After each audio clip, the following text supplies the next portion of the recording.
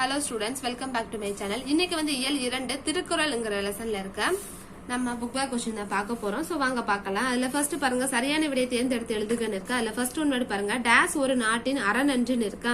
அதுக்கு ஆன்சர் பாருங்க வயல்னு இருக்கு பாருங்க, அதை நோட் பண்ணிக்கோங்க.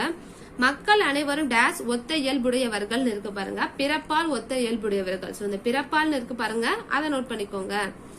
இப்ப அடுத்த பேஜ் எடுத்துக்கலாம். அடுத்த பேஜ்ல பாருங்க தேர்ட் ஒன் வேர்டு நாடென்ப என்னும் சொல்லி பிரித்தெழுத கிடைப்பது டேஸ். அது எப்படி எழுதலன்னா நாடு கூட்டல் என்பன் எழுதலாம், நோட் பண்ணிக்கோங்க. கண் கூட்டல் இல்லது என்பதை சேர்த்து எழுத கிடைக்கும் சொல் டேஸ். கண் இல்லது நோட் பண்ணிக்கோங்க, ஆப்ஷன் ஏனால இருக்கு பாருங்க, கண் இல்லதுன்னு இருக்கா, அதை நோட் பண்ணிக்கோங்க. அடுத்து என்ன கொடுத்திருக்காங்க பாருங்க, பின்வரும் குறட்பாக்களில் ஓமை அணி பயின்று வரும் குறளை தேர்ந்தெடுத்து எழுதுகன்னு இருக்கா. இந்த 3 குறள்ல எதுல ஓமை அணி இருக்குன்னா ரெண்டாவது குறள் பாருங்க, வினையான் வினையாக்கி கோடல் தனைகவுள் யானையால் யானையாட் தற்றுன்னு இருக்கா.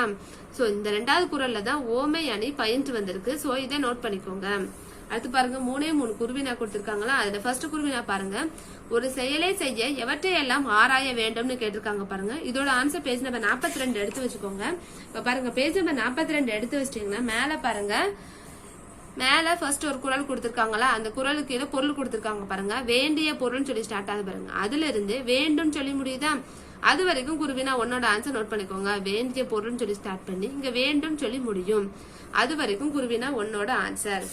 இப்ப நம்ம குருவினா 2 பாருங்க, ஒரு நாட்டுக்கு எவையெல்லாம் அரண்களாக அமையும் இருக்கா. இதோட ஆன்சர் பாத்தீங்கன்னா பேஜ் நம்பர் 43 எடுத்து வச்சுக்கோங்க. பேஜ் நம்பர் 43 எடுத்து வச்சிட்டீங்கன்னா மேல பாருங்க அரண் சொல்லி ஒரு கெட்டுங்க, கீழே தெளிந்த நீரும் சொல்லி ஸ்டார்ட் ஆகுது பாருங்க. சோ இந்த தெளிந்த நீரும்ல இருந்து இங்க ஆகும் சொல்லி முடியுதா, அது வரைக்கும் குருவினா 2ஓட ஆன்சர் நோட் பண்ணிக்கோங்க. தெளிந்த நீரும் சொல்லி ஸ்டார்ட் பண்ணி இங்க ஆகும் சொல்லி முடியுது பாருங்க, அது வரைக்கும் குருவினா 2ஓட ஆன்சர். ஓகே, இப்ப நம்ம குருவினா 3 பார்க்கலாம்.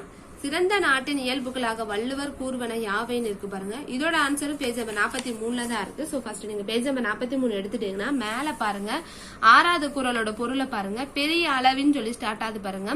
சோ இந்த பெரிய அளவில் இருந்து ஸ்டார்ட் பண்ணி இங்க ஆகாதுன்னு சொல்லி முடியுதா, அது வரைக்கும் குருவினா 3ஓட ஆன்சர் நோட் பண்ணிக்கோங்க. நம்ம குருவினா 3மே கம்ப்ளீட் பண்ணியாச்சு. இந்த இயலை நம்ம கம்ப்ளீட் பண்ணிட்டோம். நீங்க இதுக்கு முன்னாடி போட்ட வீடியோ பார்க்கலன்னா பிளேலிஸ்ட்ல இருக்கும், உடனே செக் பண்ணி பாத்துக்கோங்க.